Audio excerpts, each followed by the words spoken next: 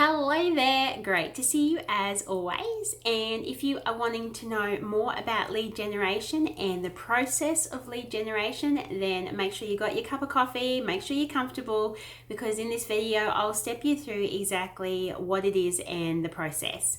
If it's your first time here, I'm Melanie Webber and my channel is dedicated to helping people just like you achieve the lifestyle and the income in order to live their greatest life. Like, how awesome does that sound? So if that's right up your alley, then make sure you hit that subscribe button and the bell notification so you get to hear about when I come out with great content just like this. Okay, let's dive in. So lead generation, as I've covered in my previous video from yesterday, which if you didn't catch that is just up here. Put really simply, is all about getting a person interested in your product or service. The person may already be known to you, or they may not. They may be a complete stranger, but it's the process of getting them interested in your product or service that your company or your business is offering. And you do that through advertising efforts. Now, lead generation can either be done or what's known as organically, so it's through a medium that's not paid, or it can be through a paid platform. Okay, so the lead generation process essentially takes a 4-step process, with the first of them being that the person is initially made aware of your business or your product or your service, and that is through a advertising means. So that could either be through, say, a Facebook ad or even a blog post. Now, somewhere in your advertisement or in your blog post, you are going to ask for or have a call to action, or what's known as a CTA, call to action, where you're wanting the person that, if they are interested in what you've got to offer, what the information that you presented to them, if they're interested in it and wanting to find out more, then the call to action allows them to do that. So the call to action will take a form of either be a link or a button or even a picture somewhere in your advert or blog post. So that's step number 2.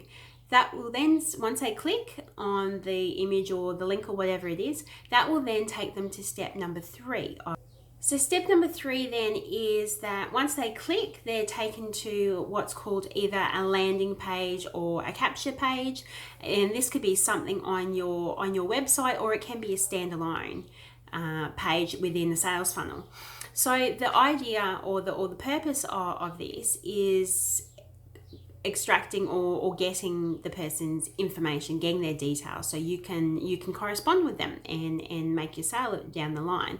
So in order to do that, you need to present to them something that is attractive, something that is of value to them. So this could be an ebook, or it could be an instructional video or an information video, something like that, something that people are going to be interested in and see of value, so that they are going to be comfortable with providing you with their details so that you can correspond with them. So their details could be something as simple as obtaining their email address. You could get, or some people do get, additional information, but if you're just wanting to build your email list and correspond with them that way, then just getting their name and their email list or email address, is sufficient. When they provide you with their details and hit that submit button, difficult to say, they are classed as a lead. Why? Because you are now able to correspond with them. You're now able to communicate with them on further details on what you have to offer them and help solve their problem, whatever that may be.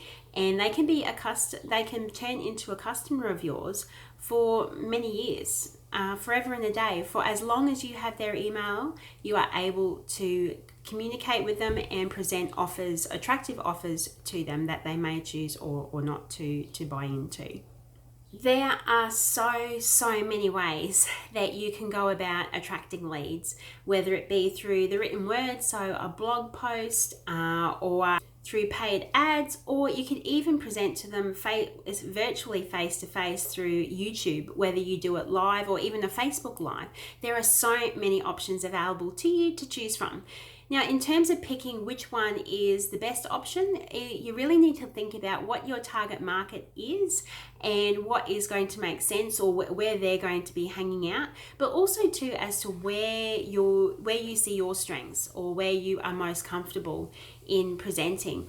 Although in saying pick where you are comfortable presenting, or how you are comfortable in going about it, I do challenge you to push yourself outside your comfort zone, because in marketing, if you're wanting to be successful, you are needing to grow.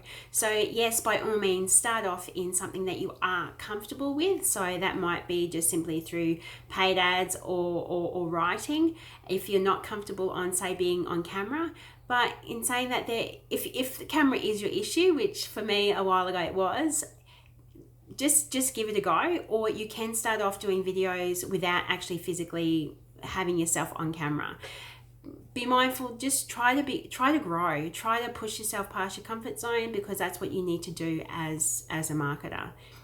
If you are interested in finding out even more in-depth detail about lead generation, I'll include down in the description below a link to a blog I read the other day from Lindsay Kolowich that is extremely valuable information specifically about lead generation if you are wanting to know a lot more specifics. So be sure to check that out in the description below.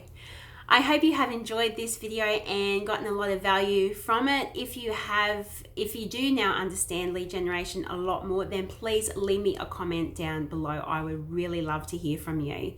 Now, until I see you on my next video, I hope you take the greatest of care.